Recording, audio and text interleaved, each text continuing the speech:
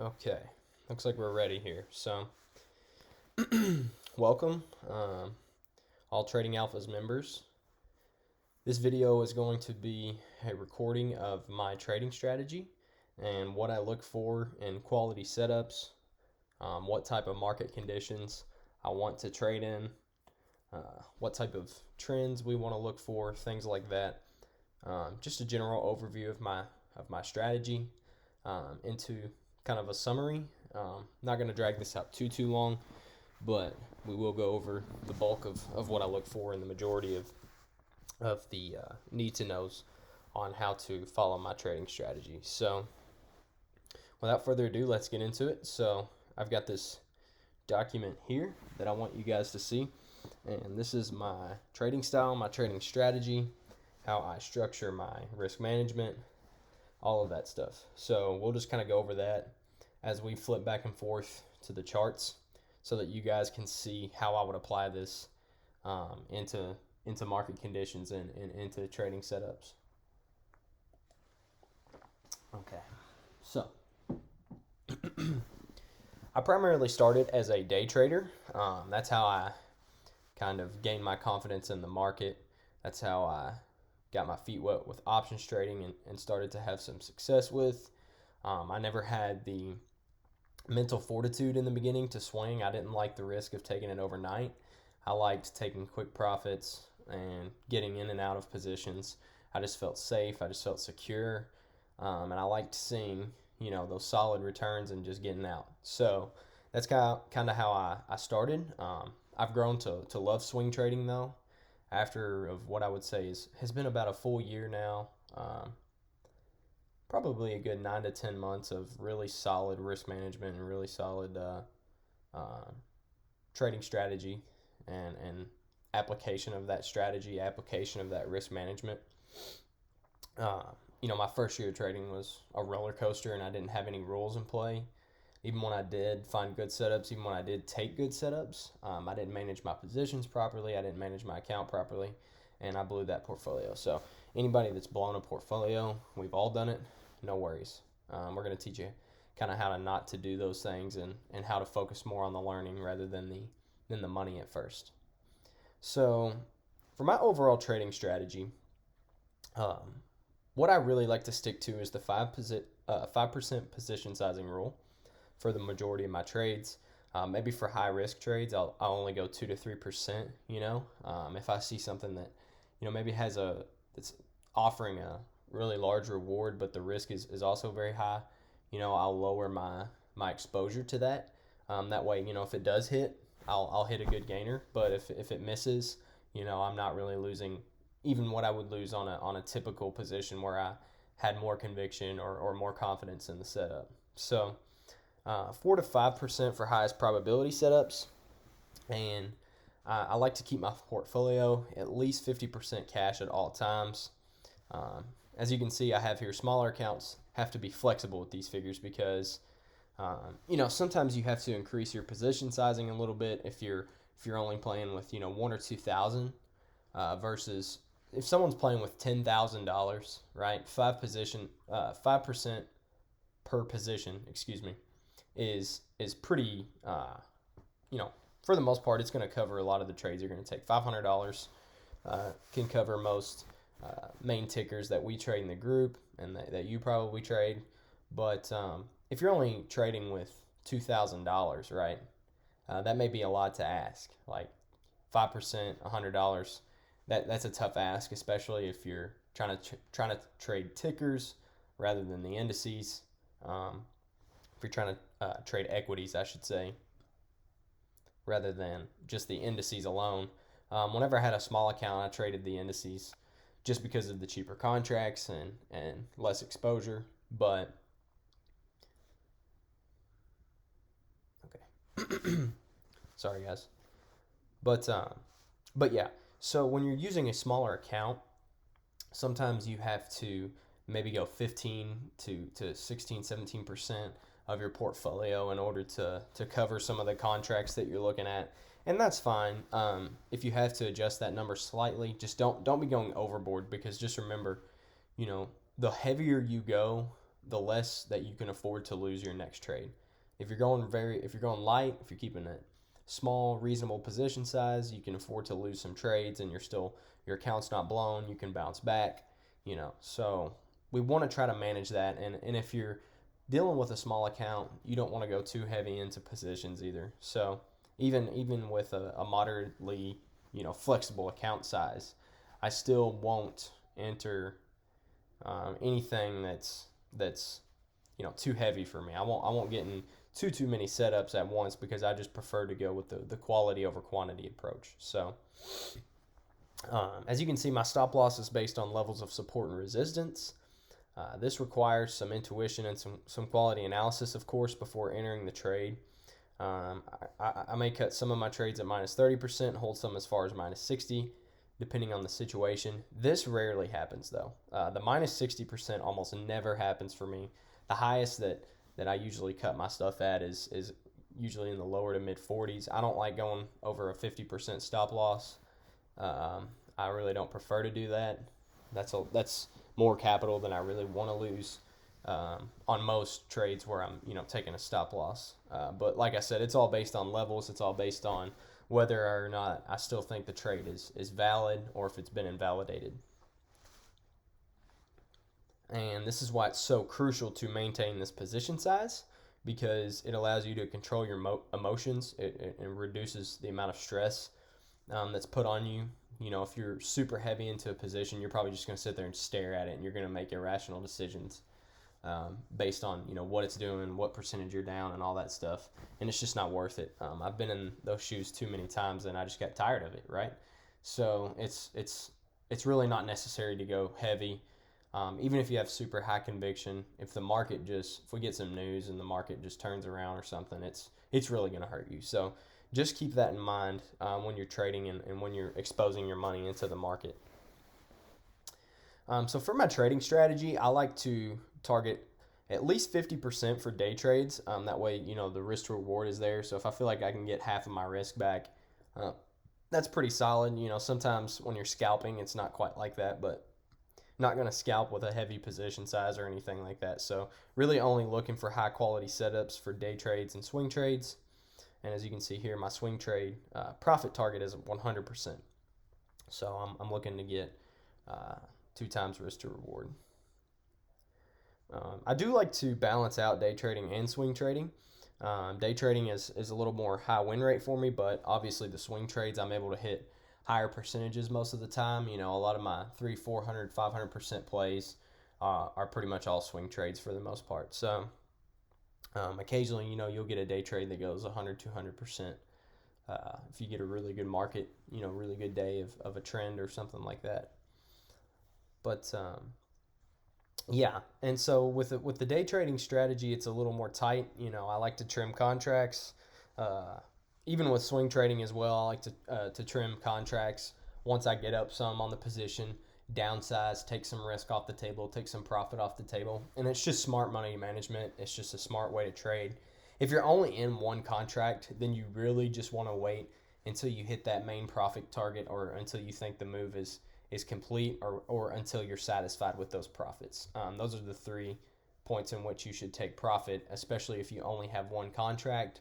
And, once you sell that one contract, you're out of the position. So you just want to make sure that, A, you're happy with your profits, or if you're starting to question the trade, if you're up and you're starting to question the trade, that's probably a good time to take profits as well. Or if you think that the move has come to fruition and that you've captured the entire move, you can go ahead and sell. But yeah, so swing trades are based on market conditions and based on the momentum of the market. If we're in trending markets, then it's really easy to swing trade and be confident in it. But if we're in more of a choppy or consolidated type market, it's not as easy to swing trade and be effective and be as profitable as you might like to be. So for me, it's just about evaluating the market and evaluating the conditions and whether or not it's suitable to be swinging and whether or not the risk to reward is there to be swinging. But yeah, typically higher win rate on the day trades, like I said, not quite the same as far as the percentage, profit loss gained, but Um, there's day trading opportunities every single day in the market, which is why I like it. There's ways to make money, especially on SPY and QQQ. Just trading the indices.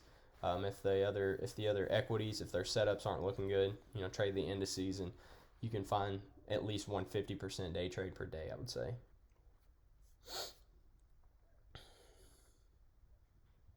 So yeah, we kind of just went over the swing trading ideology and what I like to do with that.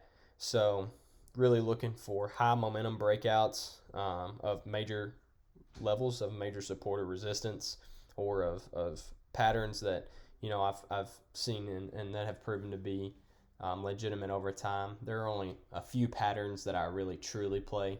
I like to play double bottoms and double tops. I like to play uh, bull flag or bull pennant breakouts, falling wedge, rising wedge, bear flag, those type of things.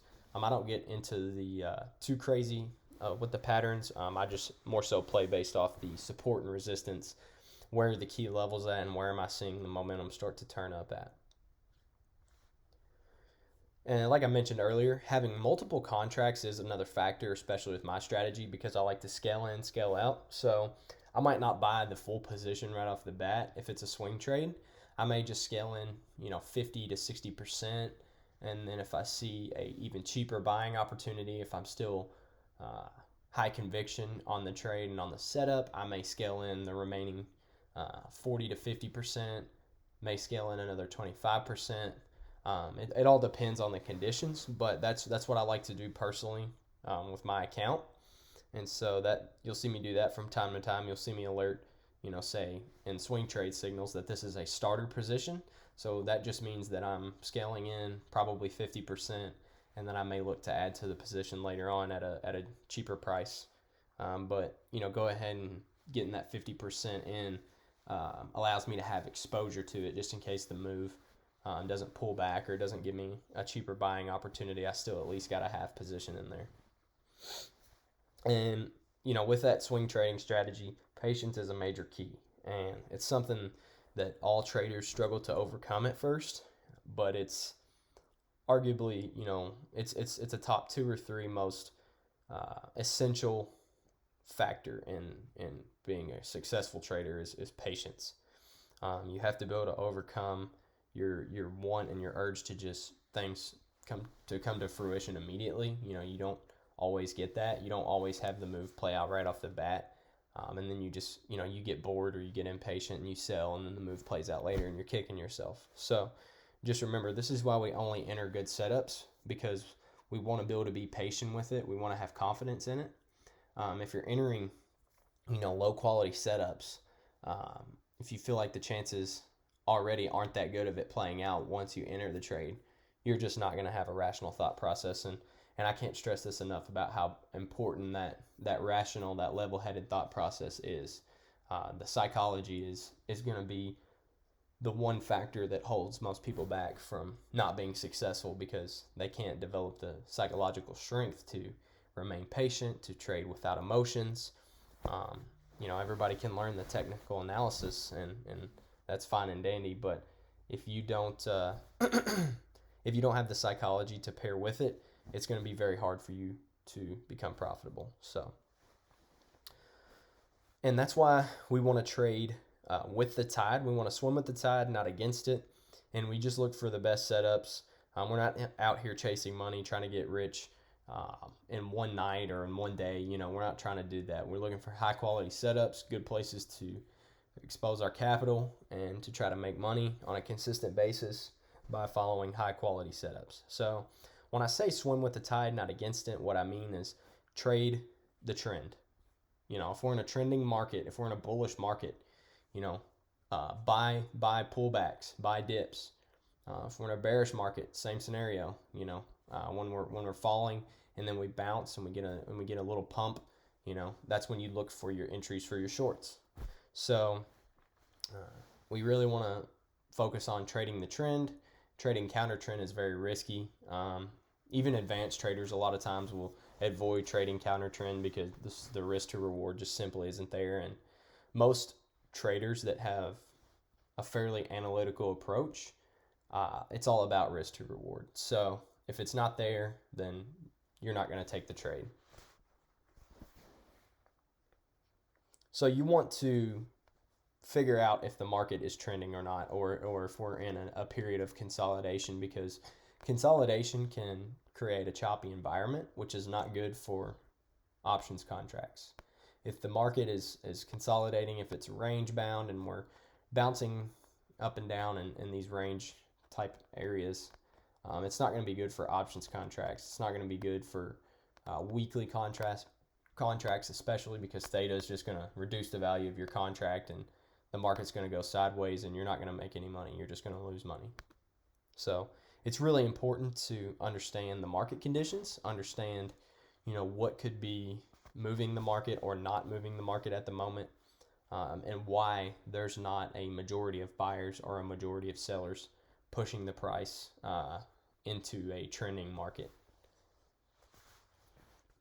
Always keep the indices on your checklist before taking trades, and this is the whole checklist itself right here. So these are all requirements that the setup needs to meet in order for me to enter the trade, and I will show you how to apply this on the charts right after this. So high volume, so we're looking at high volume as one of the main catalysts for breakouts and for high quality setups, because we need that additional confidence that the volume is going to be there to push the price up, and that there are a legitimate amount of buyers there ready to take the price up. Or if you're looking for a short, you just want to make sure there's adequate pressure up or down based on what type of setup you're playing, bullish or bearish. So we're looking for a high volume break of major resistance for calls, or a break of a major support for puts. So if we're playing the upside, if we're playing the market going up, we want to see a break of resistance, grab some calls.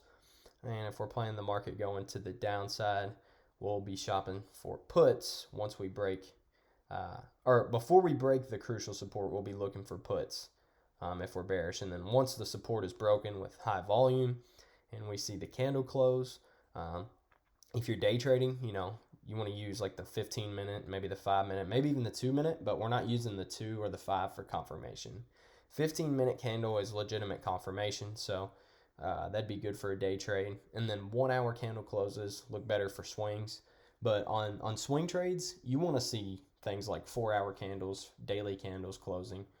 That's why it's important to a lot of times wait till the end of the day to really look for entries on swing setups, because you want to let the market pick a direction, and you want to see how strong the momentum is in any given direction. So just keep that in mind. I'm going to get some water. Hang on just 1 second. Okay, so when we use these major levels of support and resistance, we want to use these levels as our profit taking points. And we want to have this planned out before we ever actually purchase the option. We want to have this plan in place in this checklist. We want to have it accounted for before we purchase the option contract. So once we've seen that the indices are in our favor, the dollar or bonds are moving in your favor, mainly the indices is what we want to look at. If you're trading Microsoft, and if you're bullish on Microsoft and you want to play calls, but if you go look at the S&P 500 or the NASDAQ and you see that it's looking more bearish, you may not want to enter calls in Microsoft, because there's a good chance that Microsoft is going to move in a similar direction and in a similar way that the indices do, because Microsoft carries a ton of weight in the indices, and in SPY and in QQQ, or I'm sorry, in the S&P 500 and the NASDAQ, which is, on trading terms, if you're trading the indices, you're probably trading SPY and QQQ. But just want to make sure that those match up with the setup that you're trading, and make sure that they agree with each other, that they both look bullish rather than just the ticker alone. So we're going to kind of look over an example of how to apply this strategy in real time and what I would look for good setups.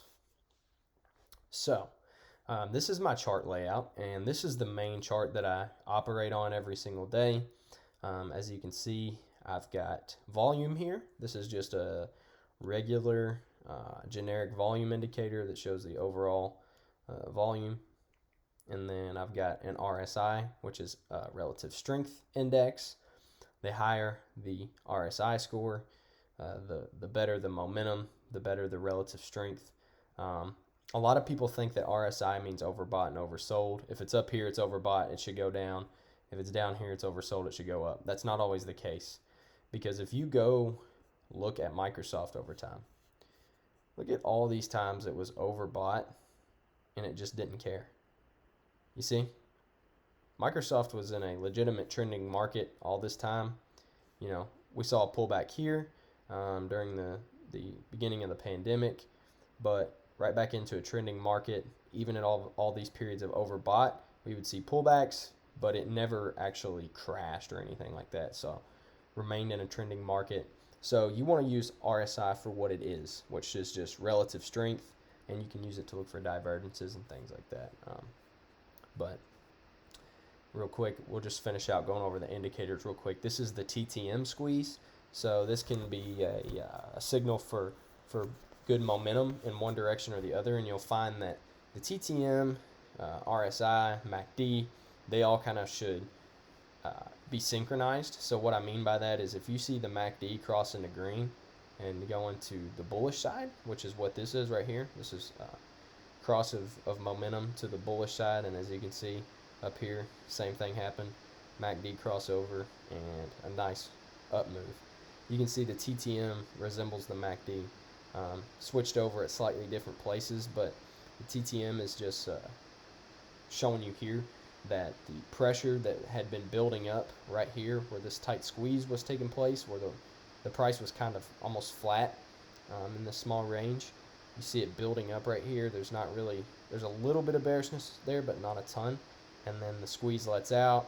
You see a good pop in the price, and you see it move up with a strong move up here.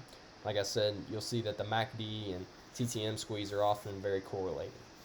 And then down here at the bottom, I have relative volume, which is good to give you additional confirmation. You know, you can just use typical volume here, but relative volume, you know, kind of shows you where it is in comparison to the typical average. So if you get a volume score of 2.0 or better, that's pretty solid. 3.0 is really, really good. So my man Omar uses 3.0, so I'll kind of just throw that out there. 2.0 I've noticed is working for me most of the time if I'm playing a breakout or something, but 3.0 definitely where it's at. So basically, Microsoft is the example I chose because it's one of my favorite. It's one of my favorite tickers to trade.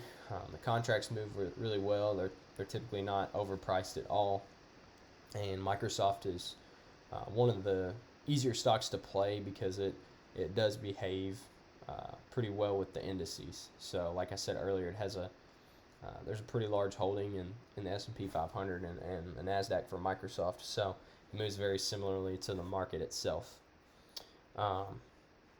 So essentially what I would do if I was charting out Microsoft and evaluating these setups is I would first go to my major time frames, and we've already identified that overall Microsoft is in a trending market, it's in a bullish market, but if we come up here to the recent price action, it's starting to form a bearish trend. So if we reduce down to the 4 hour here, we can see that after this high right here, we've been making lower lows and lower highs. So on a 4 hour time frame like this, that's pretty notable. That's something we need to keep in mind, is that the overall trend, even if you go to the 1 hour here of Microsoft, is bearish. Once you get those lower highs forming, those lower lows. So we'll see here on this bounce. As you can see, we got a bounce on the hourly. The price was moving up end of day as the market closed last week. So we'll see if we can get a true reversal here or if we're going to continue to move downward. But what we're going to do in order to be prepared for next week is we're going to go ahead and map out our levels so that we are comfortable with the price action once we get in the open market conditions and we see where the price is at, what happened over the weekend. we'll already have these levels panned out so that we can play them. So what I'll do is on these big daily time frames is I'll make these lines pretty significant to show that they are in fact on a larger time frame. So I'll kind of bolden them some, make these daily ones blue, and I'm just mapping out my support and my resistance here. So clearly this is a level of support. Buyer showed up right here and took the price up. So that's support. We see the support of buyers pushing the price up. And then inversely to that, we see resistance here. This giant wick on the daily proves to us that there's a legitimate amount of sellers here. As you can see, the price has continued to fail at these levels. So we could even, I'll use this wick here because 350 is such a psychological level anyways. Those big even numbers, kind of like 350, 400, things like that. So we're going to put that there, but we're also going to put another one because of this right here. So let's zoom in. You see how we've tapped this multiple times? 3 taps, right? And this shows that there are a ton of sellers at 345 range on Microsoft. 345, 344 area. There's tons of sellers waiting to push the price back down. So we're also going to use that.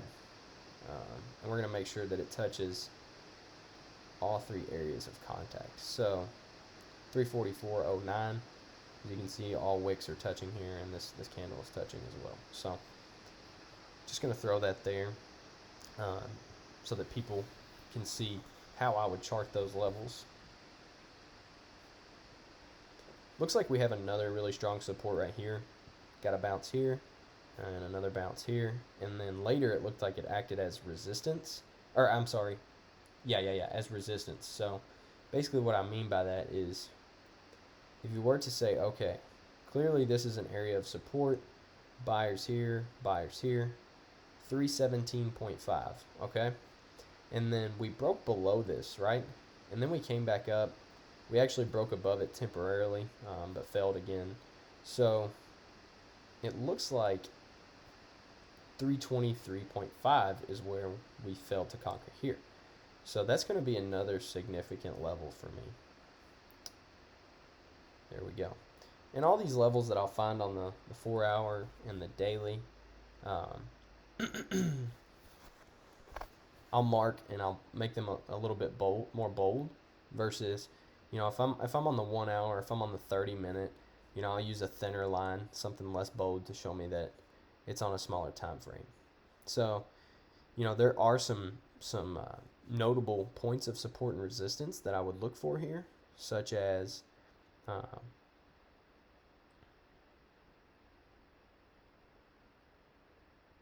this looks like a good example to me because, so another example would be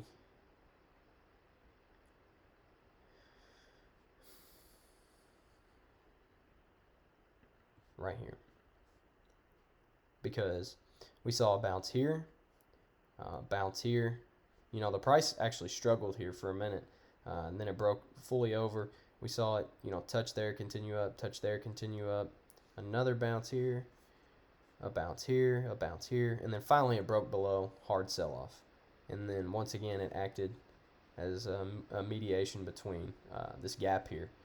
We gapped up, moved over it, buyers bought it up once again right here, pushed it up. So we'll use that as another level, but since we mark this on the hourly, we are going to make it a little thinner, and we're going to change the color of it. Let's see, let's make this one red. So yeah, you can use whatever color you want. If you want to use all cool colors, you can use green or whatever.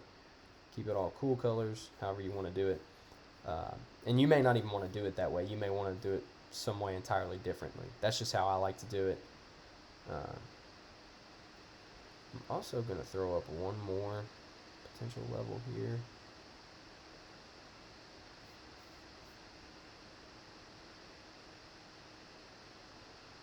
Yeah.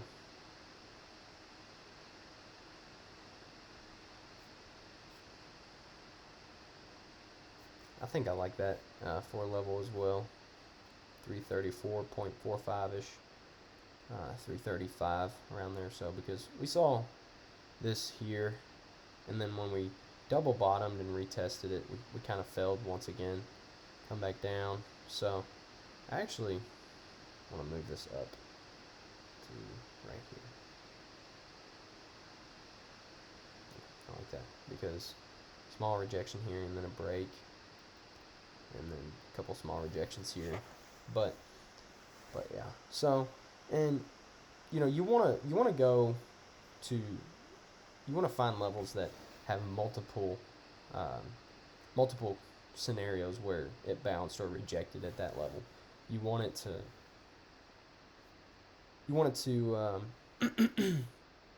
give you more than one, because if it's just one time it touched that level, or it acted as support or resistance, it may not be as significant as these levels where you see right here, bounce here and here, and then of course here when we broke below it, we sold off very, very hard. So definitely another level to keep in mind. There's a level here too that you could add. As you can see, we are breaking out of this area where buyers took the price before that 317.5. It failed us here, so we broke below this support, and this would have been a great short opportunity because we see this downtrend here. So we saw this key level break here, and we could take this further down, and that would have been an example of a trade that I would have taken. So if we look at where we bounced, so we bounced right here. Check this out. We bounced around 304-ish. On the daily, the candle did not close below 304.09. If we go over here, we saw this act as resistance earlier on in Microsoft's market. We saw it reject, and it eventually was able to break it, and that's why we see it kind of keep continuing to hit its head here, because the trend is strong. Buyers want to take this up. Then we got a small pullback. Buyers took it from here and sent the price. That's a pretty impulsive move up from basically 280 to 350. So $70 move there. And once again, I think that there are a lot of different catalysts that are potentially in the market right now. So we have to keep that in mind. But Microsoft is a very valuable company, and I do think that big money loves Microsoft. I put another level here because of this gap. So if you're wondering why, and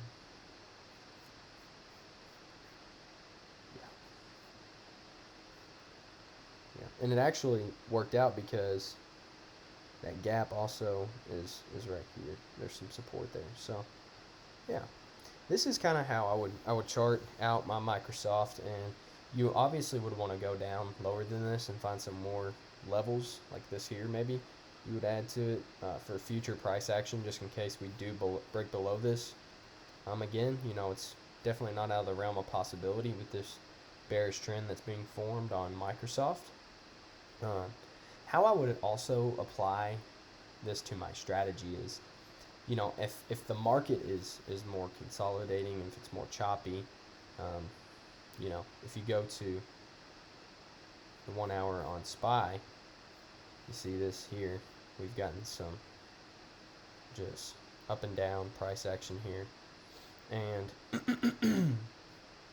if you're liking day trading more in this type of market, then you could just play these levels throughout the day with your day trades. Make sure the market is in agreement with your setups and play it like that. Or if you're looking for swings, right? Just say that I think that we're seeing a possible reversal on Microsoft, which isn't out of the question. Like I said earlier, I like to play double bottom patterns. This could be a potential double bottom for me here on this strong 304 level. We see a bounce here, strong move up, and we got another bounce at the same spot basically, and we're seeing a decent move back up. So if this holds, if this continues to break key levels, I will become more and more bullish on Microsoft. And if we were to reclaim this 317.5, I would be I would be very happy with that as from a bullish perspective, because this is that previous low that we were holding. So once we broke below that, it confirmed some bearishness for us. We broke back above it here, but we could not hold. So if we were to break this 323.08 level, this would be a double bottom breakout, and I would love playing this to the upside. So this would be a beautiful setup. Definitely something I'm watching for in the coming weeks. Is this right here. As you can see too, if we come down to our indicators, this 1 hour is showing a nice bounce here. And then this MACD is starting to cross over as well on the 1 hour. So the momentum is beginning to shift, right? We saw a bounce with good volume right here. As you can see, over 2.0 volume score, so pretty solid. And you can see the volume bar right here with the candle. So the price continued up here towards the end of the day.